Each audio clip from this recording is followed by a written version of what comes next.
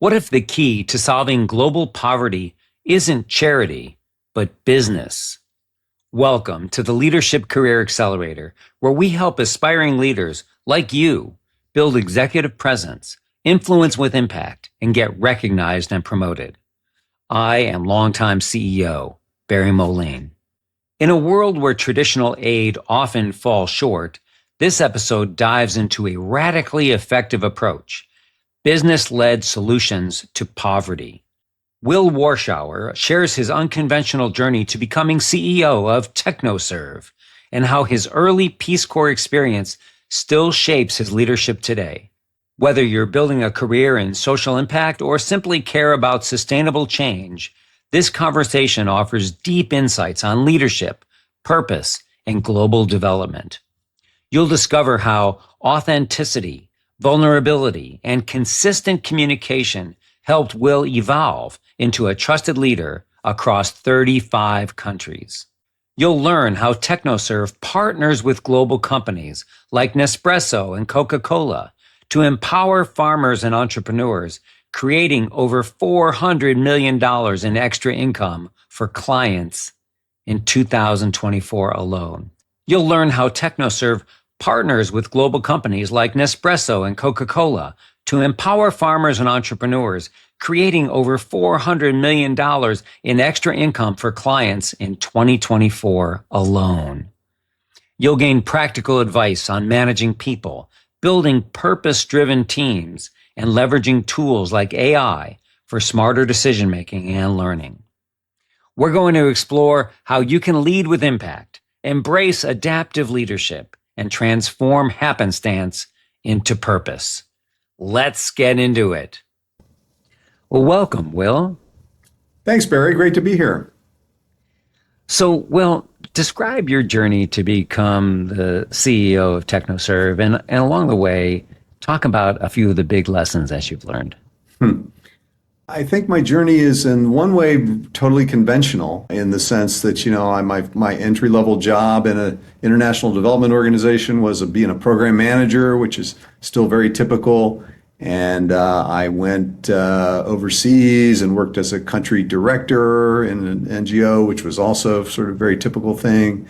And from there, I think I ended up being a regional director, and from there, a vice president. And then I was at one point a chief operating officer. So I've sort of, in one sense, a totally conventional step. On the other hand, much that was unplanned and unthought through and a lot of happenstance. I have friends who kind of knew exactly what they wanted to do professionally and took very deliberate steps and were very strategic about it. And that was not me. I often didn't know what I wanted to do.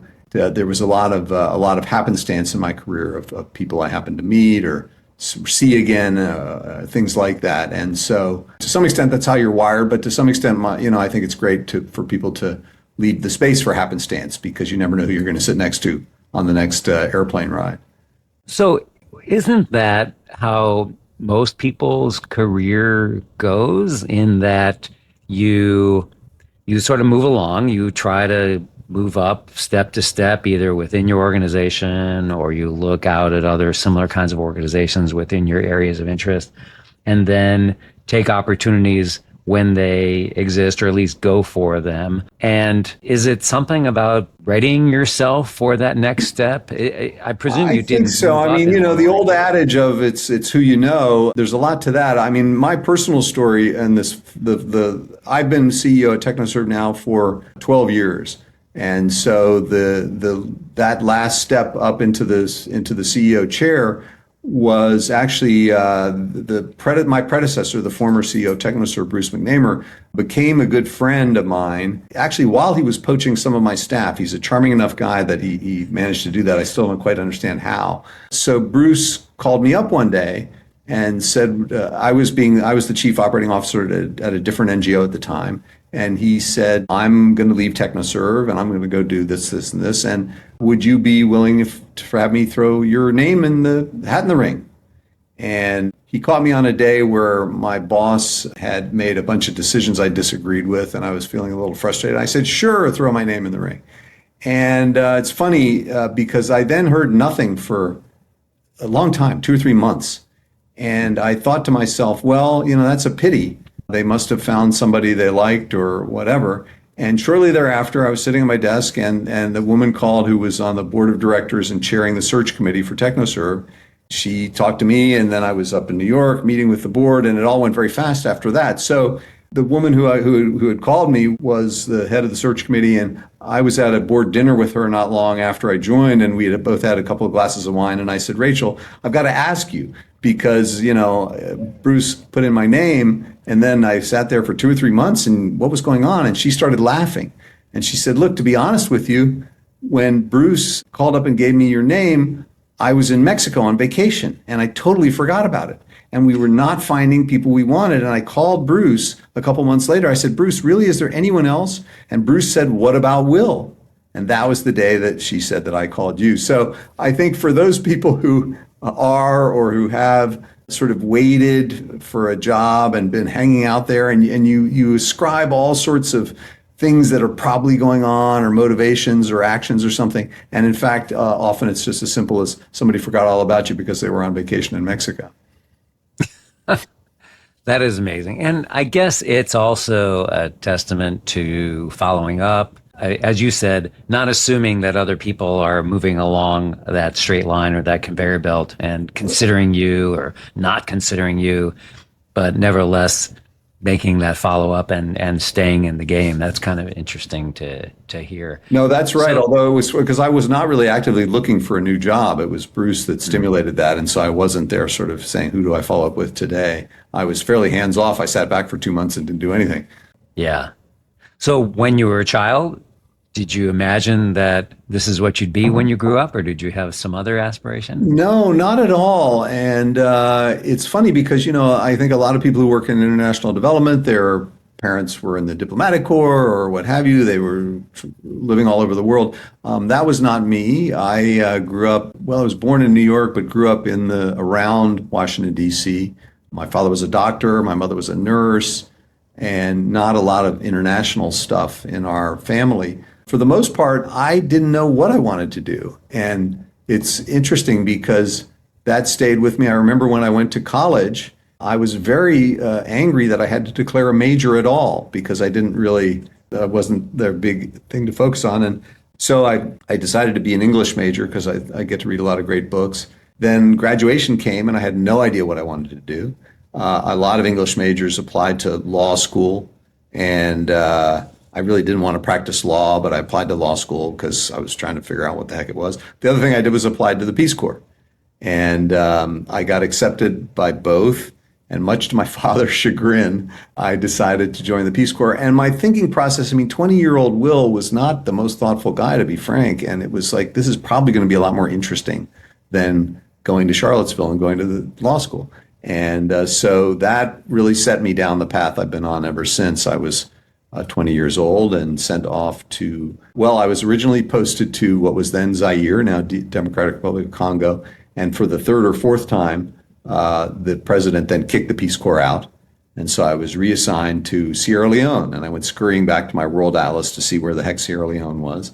But, I think for young people or for any person, the ability to live close to the ground and really integrate fairly deeply into a society as different and a situation as different as the one you're from, Peace Corps is the sort of gold standard there. And so that was a very profound experience for me in many ways, although I came back from it also saying I'd never have anything to do with international development ever again. That may be a whole other story. At any rate, that experience got me interested in this. And to this day, it's useful because when you become a development professional, if you're not careful, you can go to a country, you can be in the capital city, you're staying in a business hotel, maybe meeting with a minister or whoever you're meeting with, and then you're gone 2 days later. And the Peace Corps, I lived in a village with no electricity and no running water for 2 years. There was a hungry season in that village where before the harvest, people didn't have enough to eat.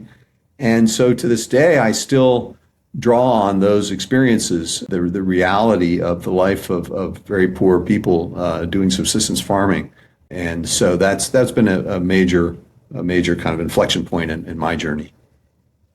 Yeah, when you have that experience, particularly at a young age, it stays with you for really forever.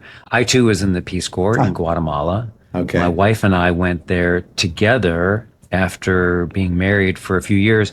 Before having kids, we wanted to do something international, I suppose. And we applied in a few places, and one of them was Peace Corps, and Peace Corps came in. We weren't really sure if that's what we wanted to do, but nevertheless, we did it. And I think that in my experience, I learned a couple of big lessons. One was making lemonade out of lemons because every day we were presented with a difficult situation, trying to help people within our area of expertise. And of course, there were always other problems that didn't fall into our area of expertise that we got involved with. So that was one that stuck with me forever. It's present a situation and let's think outside the box. Let's bring in as many people as possible to try to figure out a solution. And that, stood me well for a career. And the other was that I too was not really interested in the world and or interested in many other peoples, many other countries and so on. I didn't have a lot of experience in that area. And it widened my eyes that there's a lot of other people in the world. To this day, we returned in 1990, and to this day, every morning when I wash my face, I only use, or actually, anytime I wash my face, I only use cold water. And it's a regular reminder of Huh. what life was like back in the Peace Corps when we were showering in cold water or bathing in cold water. And it's We just had a a, dry season. It was hard to have enough water, and we only got half a bucket to wash ourselves during the dry season. So I remember sort of each cup was fairly precious. You had to be pretty strategic. Yeah, I mean, it just opens your eyes, doesn't it, to a whole and how incredibly fortunate and how incredibly luxurious life is because you can be living in Washington, D.C. and go, oh my God, they're out of arugula tonight. I mean, this is outrageous. What a hassle. And it's always put things in perspective. I like that you do that as a daily sort of reminder for yourself. I like that. I like that a lot. yeah, and good perspective on the arugula, Yeah. So, in your experience, was there a moment when you feel like you became a leader because you moved up throughout your career? Was there a time when you said, "Hey, I can do this. I think I." I moved up, but I changed subject areas a lot. And so when I joined TechnoServe as a CEO 12 years ago, I really did not have experience in agriculture and economic development and all the areas of focus of TechnoServe. And the CEO job itself was quite different. So I felt like I was kind of drinking from two fire hoses for my first year plus, couple of years at TechnoServe.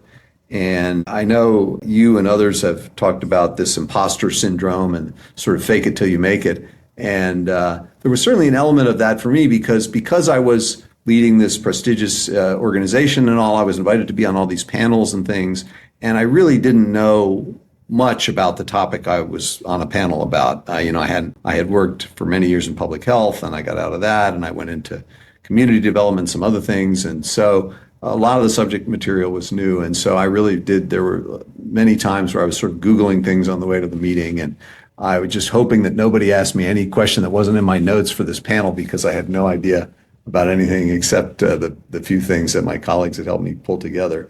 So part of that was sort of me getting really comfortable with subject matter. But I think a part of it is the realization that I think people want authenticity from their leader.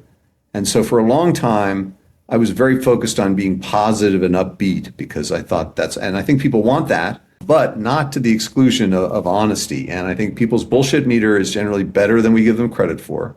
And so for me, one of the real moments of feeling like, gee, maybe I can really do this at a high level and maybe I know what I'm doing is figuring out how to integrate, how to be authentic for people, how to be a little vulnerable, how to be authentic, and how to be honest with them. And I've gotten a lot better at saying, hey, this is a problem. Now I can be optimistic. I can say, I know we're gonna figure it out, even though we have no idea at the moment what we're gonna do. But that mixture of sort of optimism and authenticity is hard. I'm not the most optimistic person by nature, nor am I'm a fairly private person actually by nature. And that's another really interesting challenge if you step into a leadership position.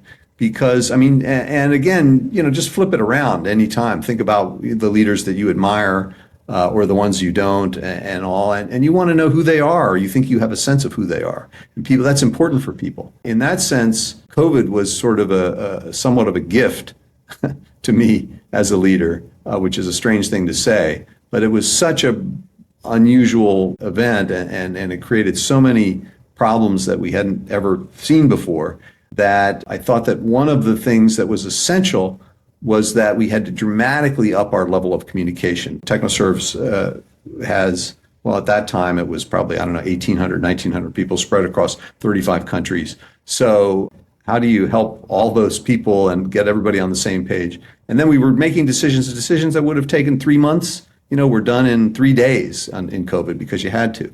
And so what I did was in COVID, I had a weekly all hands call. Everybody in the company is invited and ask me anything every week. And that was fascinating and interesting and helpful. And as we came out of COVID, people asked that I continue the call. And that was also interesting. They wanted to know, what am I working on right now? What am I worried about? What do I think about this? And so we dialed it back to, I think, every other week, but that's continued on. And every other week, there's an all hands call and anybody can ask me anything. There's a way you can do it anonymously if they don't want to be the one seen to be asking the question. And so that's been an interesting way to learn and get feedback and kind of, that's been a real interesting thing for me. That's a great activity to do at every level where you are. You don't have to be the CEO to do that. You could be managing 2 people and be open about what you're seeing as the direction. And I'm wondering, when you do these, the level or the number of uncomfortable type questions that you get. Yeah, they're often anonymous, but they're there, and I sort of try to be thankful for them even as they're uncomfortable, because I think it shows a comfort level in the organization. If anybody can ask the CEO what the heck is going on here, then it shows a level of transparency, frankness with each other that I think people appreciate. So yeah, it's been a real win, and the fact that people sort of asked me to keep doing it, I thought we would shut it down, and then we made it more frequent again during the AID, the destruction of AID earlier in the year. It became a way that I judged the sort of mental health of the company, because the more people that were on that call, there were times where there were more than 300 people on that call, and as I saw those numbers tailing off and down into 200 and then 100 and then less than 100. I said, okay, people are feeling better now, and we decreased the frequency and all. We also did just a poll that kicked off every one of those calls. How are you feeling today? And you sort of had 5 choices. And it was very interesting to track that over time. And it allowed me to sort of speak to the people, because there were always some 2% or 5% who were feeling just horrible. And I would tell them, you got a lot of reason to be feeling horrible these days, but I hope this call can be part of what gets you feeling better. Well, I'm sure that helped improve engagement, just being heard, having employees that feel like they're being heard in some ways. That's another lesson that if I could tell everybody, because it's really striking to me, that's exactly what people want. And whether you're running a strategy process or whatever you're doing, if you can make them feel heard, you don't have to accept their suggestion at the end. But because they feel heard, they then feel really bought into what you're doing. That's been very surprising to me, because I thought that hearing them wouldn't be enough, but it is quite meaningful for people, I think. And often it really is enough. And just designing a process so that they can have space to tell you what's on their mind and feel heard can really be a game changer. And in this way, it started with COVID, and you've kept it up or made shifts to it. There's important to find a way. It sounds like that's what you're saying. Yeah, well, and if it's an international organization like this, again, I mean, you have these huge geographical, people 10, 12 time zones away all over the globe. And so it's a real challenge to think about how you communicate and how you keep people sort of pointed, tell them what our North Star is and how we're progressing towards it. Yeah. So let's talk about TechnoServe, and that's your company. What do you do? And you've inched around talking about being international, having employees around the world, having services around the world. Tell us about TechnoServe. Yeah, and you may have to guide me here, Barry, because once I get talking about TechnoServe, I can go on and on. It's near and dear to my heart. TechnoServe is a nonprofit organization founded 60 years ago. The mission 60 years ago, it was to provide find business solutions to poverty. So we exist to fight poverty, and we do that all over the world. But our founder was an American businessman. And his view was that, and it was quite a radical notion 60 years ago, it's moved to the center of the mainstream today, is that the business solutions are the way to do that. And if you can help people, even very poor people, get into commercial relationships which really work on real commercial terms, not just because you're subsidizing something or being nice to them, that kind of solution will last over time because it makes economic sense for everybody involved. That solution will scale up. So we work, most of the world's poor still earn their living through agriculture. So most of our clients around the world are still small scale farmers, often practicing subsistence agriculture in various places. We also work with large numbers of people who are running or are starting micro, small, and medium businesses. And whether we're working with a smallholder farmer or a small business person, we're really working to help them get the same two or three things. One is some technical skills that they need to be better at managing their farm or their business. And those are always business skills. It's interesting. A lot of farmers in emerging markets experience their farm as kind of something that happens to them.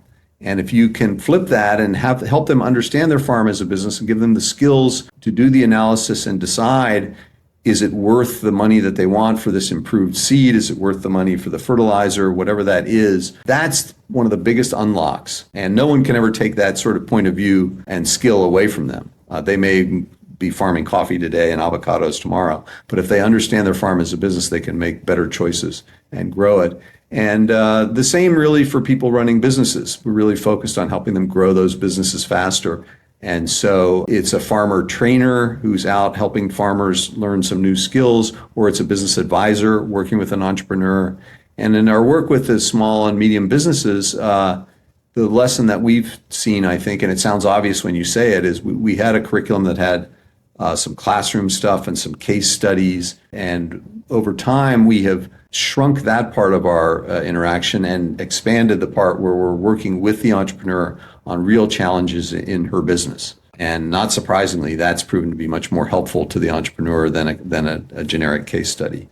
So we measure our success. We are a little bit fanatic about measuring impact, and we measure our success by the extra money earned by our clients. And it is a pretty serious, involved effort. Look, if we're working with somebody who's leading a micro business or a small business, to the extent there's a historical record there, any data about the previous years of the business, if the business has been growing at 10% every year and we come in and work with the person and the next year the business grows 10%, we would count that as zero. We didn't do anything. We're looking for the delta of TechnoServe involvement. Similarly with a farm, and we have used control farmers for the next village over who we didn't train to try to control for things like weather or global crop prices, which can move farmers' incomes around, but we don't have anything to do with. So we were delighted to have last year in 2000, we don't have data for 2025 yet because the year's not done, but 2024, the number was over $400 million of additional earnings for our clients. That's hugely variable. That may be a few hundred extra dollars for a small farming family in a remote part of Ethiopia, and it may be tens or hundreds of thousands of dollars for a medium-sized business in Latin America somewhere. But in general, it is a meaningful step change for people, and it is sustainable over time. And we are one of the few NGOs in the world who have gone back 3 and 5 years after our projects have ended, wanting to understand the extent to which the change that we saw and documented in people's lives while we were working with them, has it persisted? Because from our perspective, everybody talks about sustainable development. Everybody talks about teach a person to fish, right? But it is shocking and kind of sad that it is almost never measured. So, development is typically funded in a project. It's a 3-year project, it's a 5-year project, whatever it is. You do a measurement at the beginning, there's your baseline. You maybe have a measurement in the middle or not, but at the end you measure again and you say, okay, these people are so much better off or whatever happened. But really, the important thing is not at the end line of the project, right? Because you've had all the people and all the resources there to help. It's really 3 and 5 years later, I think. And that's where there's almost no data. And it's been my personal sort of jihad, not a very successful one so far, but I'm not giving up, that we do much more measurement of long-term impact, because the taxpayer dollars that go to fund development ought to be disproportionately invested in those things which show evidence of creating lasting long-term impact. That seems to me to be obvious as the nose on everybody's face. But for a bunch of reasons, the industry's not there yet, but we'll get them there. So I'm curious about your funders. You are a charity, you're an NGO, a non-government organization, and you receive money for folks that want a business solution. Where are your funders and what is their goal? Yeah, well, we have a very diverse set of funders, and a lot of our funders are actually some of the big multinational corporations that all your listeners will know, whether that's Walmart or Coca-Cola or Nespresso. And we are fans of something that Michael Porter at the Harvard Business School talked about as shared value. I joke that our founder, Ed Bullard, invented shared value, but it's Michael Porter that named it. But the idea is that we don't ask our corporate partners to be philanthropic. What we do is we take them a good business case that is good for their bottom line. And in executing on that business case, they can bring tens of thousands of farming families out of poverty in a sustainable way. Business solutions to poverty means a lot of things. It means that our workforce draws heavily from business community. We have a lot of former management consultants who work at TechnoServe. And so they have the ability to write a serious business case that is convincing to Unilever or Nestle or another multinational, and at the same time helps those people that are often where they are sourcing. So take coffee, for example. Most of the world's coffee is grown by smallholder farmers who just have a few acres of land. And particularly the highest quality coffees are grown that way. Because of where they have to be and the altitude and the slope and all of this, it's hard to do a lot of mechanization there. A lot of those farmers have been living in poverty for many years for a number of reasons. And over the years, we have developed a training curriculum. It's called a farm college, which sort of focuses on some simple techniques, which helps the farmers raise their yield. And there are other things that they can do to help improve the quality of their coffee, which is normally, a lot of that's about how you handle it after the coffee's picked. But what you see then is a smallholder farmer who, after training and after a couple of harvests, is seeing as much as 50% or more of yield going up and is getting 20 to 50% better prices because they have companies like Nespresso or Stumptown who want to buy from them. And the changes, the economics of their family are completely changed by this. And there's no charity involved. The company needs that coffee.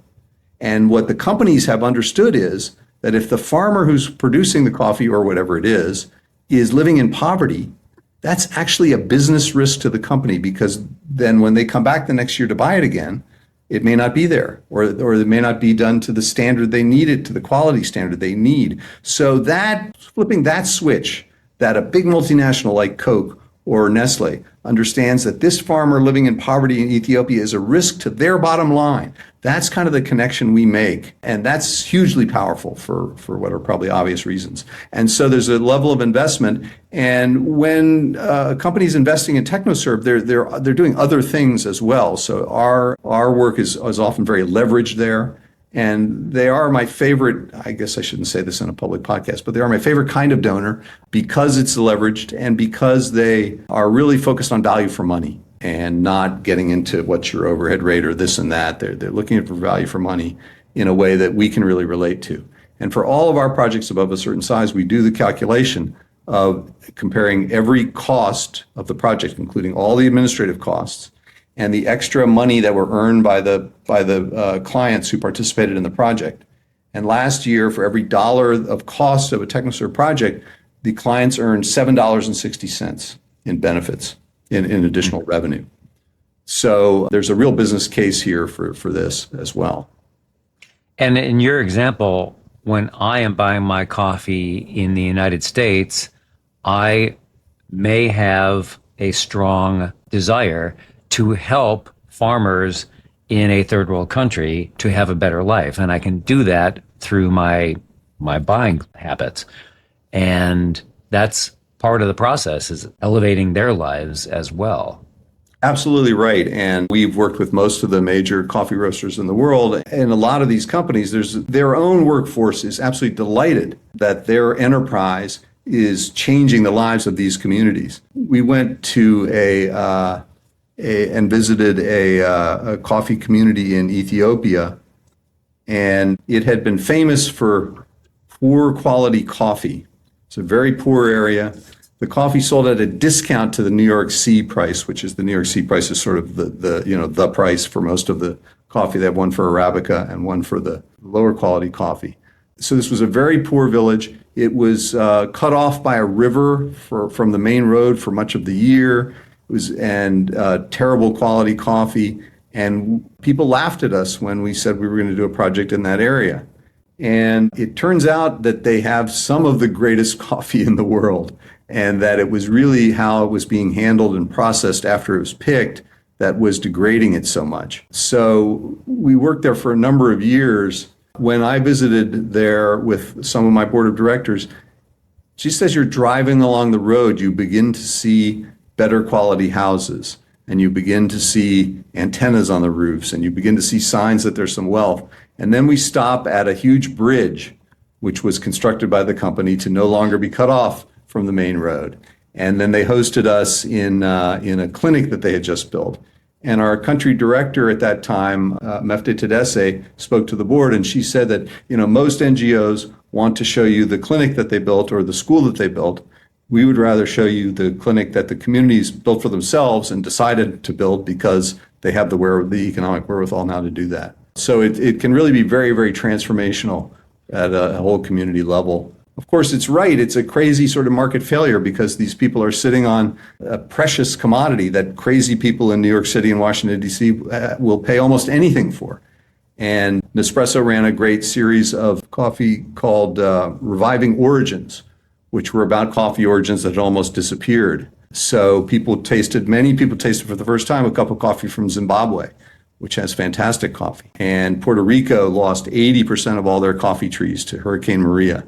So we were part of an effort with Nespresso and Hispanic Federation, a number of other Starbucks, to bring back their now production was higher than before the hurricane and delicious coffee from there.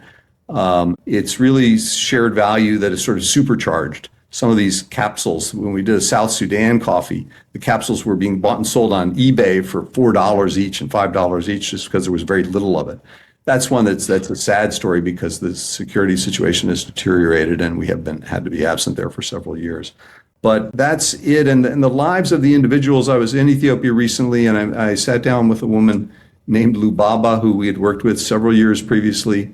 And when she entered our coffee program, she was a single mother with 2 little kids, very poor. And she has worked hard and proved to be very entrepreneurial. And while her coffee farm has succeeded, she's taken some of that money and invested it in opening a corner store. And she's also keeping bees and now selling honey. And she and I sat there and she took out her phone and she's showing me pictures of her 2 kids. And she invited me to her son's graduation. He's going to be among the 4% of people now in Ethiopia that have a university degree. And to be able to sit there and I'm showing her pictures of my daughter on my phone, and she's showing me pictures. She's inviting me to her son's graduation.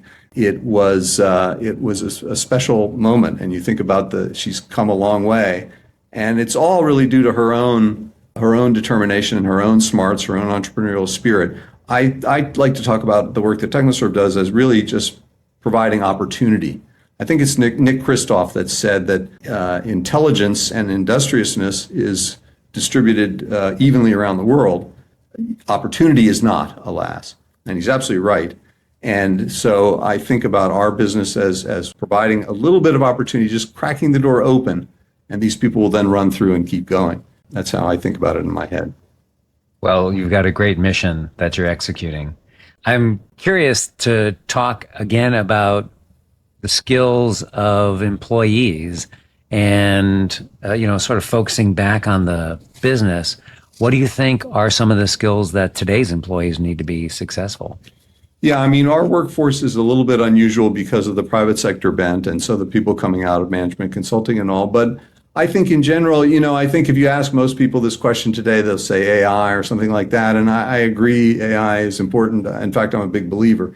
But I do think that people also just critical thinking and writing, which sounds anachronistic in a day of AI, but I think those are hard to come by. And if you have those skills, people will beat a path to your door. As you said earlier, Barry, I think that the Peace Corps experience, we have a lot of former Peace Corps volunteers here as well. And that, that someone who's been in the Peace Corps, the flexibility, the adaptability, their ability and to enjoy working across cultures, all of those things are important in our business as well. So those are some of the things that we look for as we hire around the world.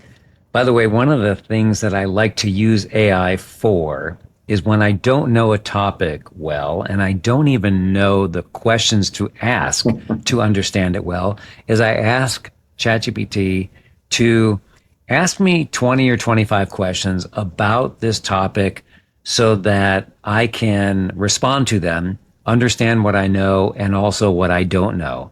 And I find that as it's a good test for me, and then also to identify those areas that I need to focus on more.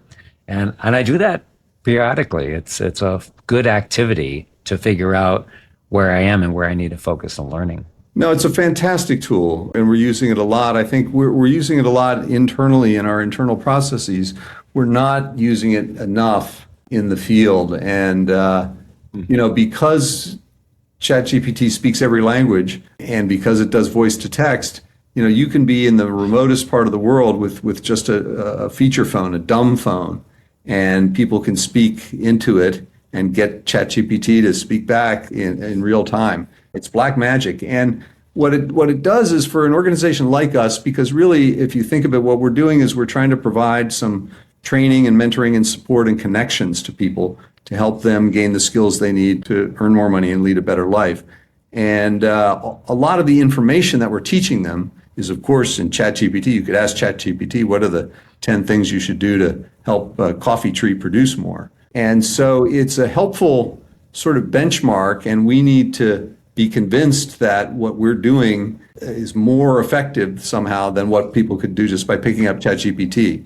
So, one of the things that we've done over the years in our agronomy is if you ask a PhD agronomist, or ChatGPT, I suppose, what a smallholder coffee farmer should do agronomically, they'll tell you 52 things the farmer should do. And that's great, but not really practical. And over the years, we figured out the 3 or 4 were the biggest bang for the buck.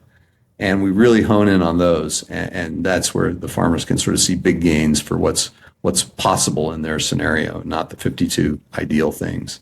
If that makes sense. But I think it's ChatGPT helping all of us be honest and have some sort of benchmark to compare ourselves to. So how do you continuously learn as a professional, and what kind of things do you do to help your employees also learn? We've got a really robust series of webinars that go on internally, and a whole library of them that people spend a lot of time and effort on. And I try to attend as many of those as I can. I always learn something myself on those. I try to read as much as I can, although I must confess that, ChatGPT is really good at 4-page book summaries too. But some of the business books or some of the articles, whether it's DevX on news for international development, or whether it's Stanford Social Innovation Review, stuff like that. And then I'm fortunate to have a lot of friends in the business and in similar sort of positions.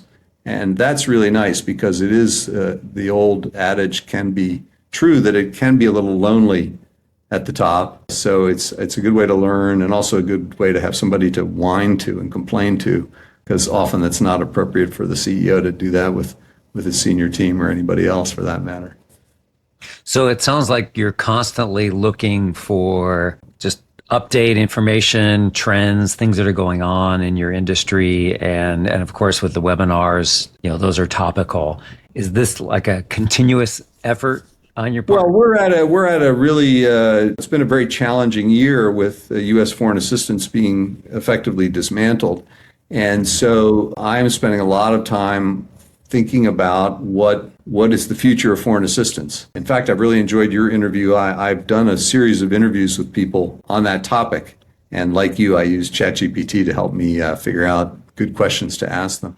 But I think we see in our sort of part of international development what we think of as called economic development. I think we see there's probably going to be much less philanthropic money from governments to support the kinds of programs that TechnoServe has traditionally run. Going to be much more focused on things which are financially self-sustaining. Now, that's good for us in the sense that we work with so many big corporations and we do it in a way which is very business-like. It's not asking them to fund a school or something. It's again going to them with a business case. But even so, I think it will be challenging. I mean, often these markets, it's hard to serve a lot of the markets in the world profitably because people are just too poor, infrastructure is very poor. And so markets will get you so far, but that will be a challenge. But there's a lot of thinking about where international development is going to go. I think where there's really broad agreement also is continued shift to people owning their own development and many more local organizations leading the charge. And in that sense, our own work has been evolving quite a bit over the last few years where we are doing less and sort of brokering more and crowding in more and finding kind of market solutions rather than having us training all the farmers or training all the business people as in the past. Good. So shifting gears a little bit about you. Do you have a favorite book, a favorite movie? Well, I have been I told you I was an English major in school. I've been in a book club with the same group of people for, I'm embarrassed to admit it, but almost going on 40 years now.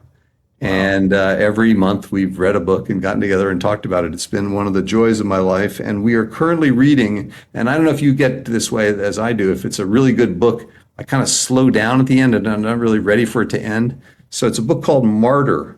And it's by an author called Kaveh Akbar, Iranian-American novelist and poet. And it is a very hard book to describe because it's about a lot of things. And it has a lot of forms. There's poems in it and other things. But it is, I can highly recommend it. And it's hard to me imagine that anybody wouldn't find something to enjoy in this book. If you are ready to have your world fairly rocked fairly seriously, there is a free documentary available on YouTube called Rovina's Choice. And it's produced by the New Yorker magazine. And the idea behind the film was to put a face to people who were affected by the cuts in U.S. foreign assistance. And Atul Gawande, who you probably know as a public health figure, author, speaker, and surgeon, features in the film. His theory is that the first place that we'll see problems from the cutoff of aid is probably in children because they're the most vulnerable and probably in refugee situations. So much of the film takes place in a refugee camp in Kenya near the border with South Sudan. And it introduces you to and follows the story of this family led by a woman named Rovina and the terrible, impossible kind of choices that she's forced to make. It is kind of devastating, difficult to watch, but important to watch, I think.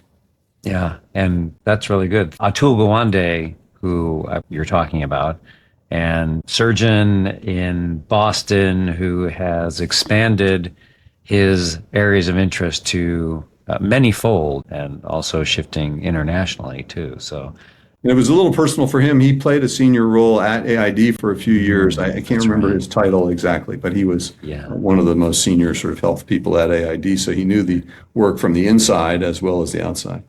Yeah. All right. Thank you for sharing. I'll look for those. All right. So lastly, I have a question about advice. What's some good advice that you would give to a young person just starting out in their career?